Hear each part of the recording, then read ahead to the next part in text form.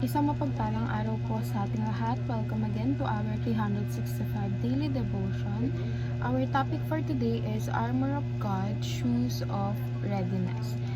And our scripture for today is Ephesians chapter 6 verse 15.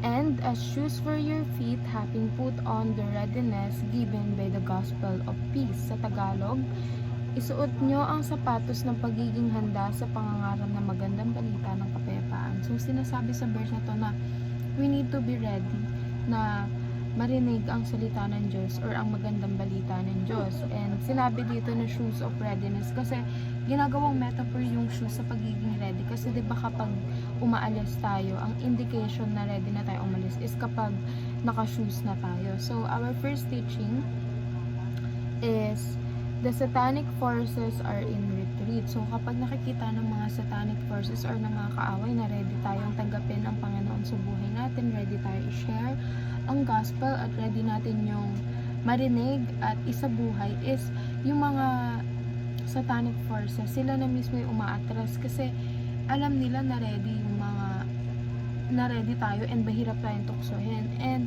sila, yung mga kaaway, sila yung tipo ng kaaway na pinipili din nila na alam nila na kapag merong doubt sa puso ng isang tao kung tatanggapin niya pa yung Panginoon, ayun yung tinatarget nila at hindi yung mga ready na talagang tanggapin ng Panginoon. Second, the gospel of the kingdom advances. So kapag tayo ready tayong tanggapin ang salita ng Diyos, tanggapin ang magandang balita, nag-a-advance yung kingdom. Ibig sabihin, mas mabilis na napapalaganap yung salita ng Panginoon. Mas madaming tao ang nakakaalam ng pangako ng Diyos. Mas maraming tao ang naaakay natin na magtiwala sa Diyos.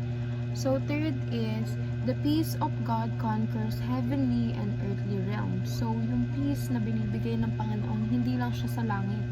Hindi lang siya kapag time na naligtas na tayo, kundi ngayon din kasi magkakaroon ka ng peace kapag nagtitiwala ka sa Panginoon. Kasi imagine when you're having trouble on something, magkakaroon ka pa rin ng peace kasi alam mo na God is there for you and lahat ng nangyayari sa buhay mo is according na yun sa plano niya. Kumbaga, it's all part of the process. It's all part of the God's plan. Moving on naman tayo sa application. First, advance the gospel of peace in our family. So, ipalaganap or i-share natin yung magandang balita sa pamilya natin kasi sila dapat talaga yung una nating sinasabihan ng about kay God, about ng Word of God kasi we want them to be saved too. Gusto natin na kapag naligtas tayo, andun din yung family natin, andun yung mga mahal natin sa buhay. So, kailangan i-advance natin sa kanila, i-share natin sa kanila. Kasi walang ibang mag-share sa kanila na malapit. Kasi kapag ikaw, nakita ka ng family mo na nababago ng Panginoon yung buhay mo, minsan nga kahit hindi ikaw yung mag-initiate na mag-share, sila mismo yung magtatanong kung paano ka ba nagkaroon ng magandang relationship sa Panginoon. Second, advance the gospel of peace in our community. So, kapag na-advance na natin sa family natin, palakihin natin. So, move naman tayo sa community.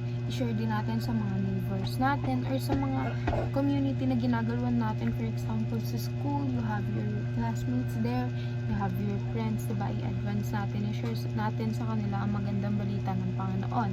Third is advance the gospel of peace in our nation. Kagaya ng sinasabi sa verse na make disciples of all nations.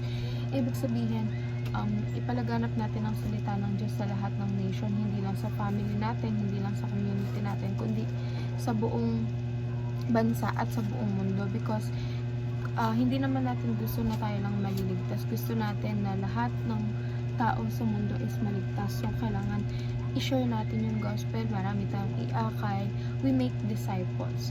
So, yun lamang po and see you again on our next 365 Daily Devotion.